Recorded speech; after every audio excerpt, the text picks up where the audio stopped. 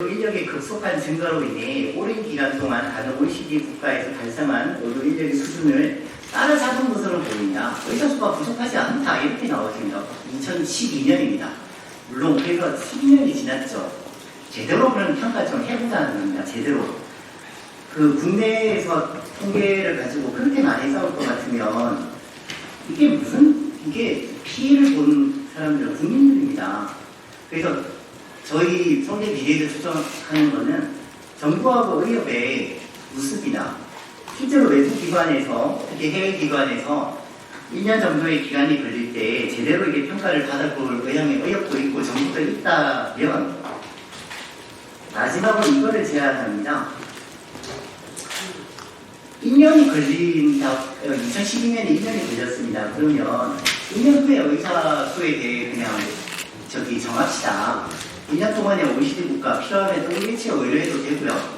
국내 연구자들한테도 얘기해야 되겠죠. 그래서 몇 개의 연구를 1년 뒤에 취합을 해서 어느 정도 이게 일치된 결과가 나올 거라고 생각합니다. 그러면 그때 만약에 1000명을 늘려야 된다고 보고서들을 이렇게 공통적으로 얘기하면 정부도 1000명으로 얘기하고 의협도 1000명으로 얘기하고 따라라.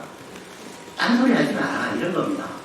그리고 재활협의체를 구성을 하는데 아까도 말씀드렸지만 정부, 의협 그렇게만 하면 안 됩니다. 국민들은 저희가 예전에 의료 파업이라는 단어를 썼을 때 의사단체가 많이 얻었다고는 생각을 하실 겁니다. 재활협의체를 구성할 때 정부, 의협, 국민이 들어가야 됩니다. 시민단체도 듣고 그건 정하기 나름이겠죠.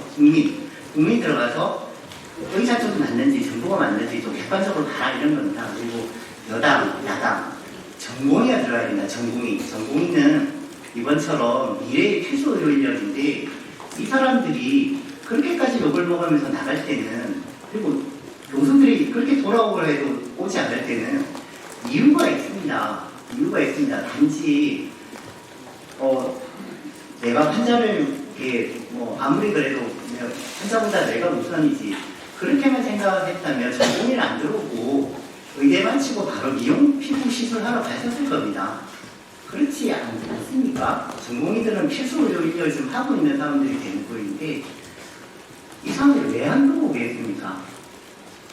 마지막으로 말씀드립니다. 제가 좀 너무 흥분한 것도 있는데 학자적 양심으로서 아무리 어떤 총칼이나 이런 외부 압력이 무섭다고 해서 다른 말을 하지 않으면 그건 비교한 거라고 생각합니다. 제 개인적인 생각은 이번 3월 말까지 뭔가 전공의 돌아오고 의대생이 돌아오고 정상 진료가 이루어지지 않으면 대한민국은 의료 파국이면서 이건 시국선언을 해야 된다고 생각합니다. 가장 큰 피해는 지금의 현재의 환자와 미래의 환자겠죠. 미래의 환자. 1년 뒤에 인턴이나 레지던트들이 그대로 들어올 거라고 절대 생각하지 않습니다. 미국 USMLE 시험, 필리핀 시험, 싱가포르 시험 많이 하고 있지 않습니까? 왜 힘들게 공부해서 남의 나라 국민을 가르칩니까? 치료해 줍니까? 우리나라 국민을 치료해야 되지 않습니까? 이상입니다.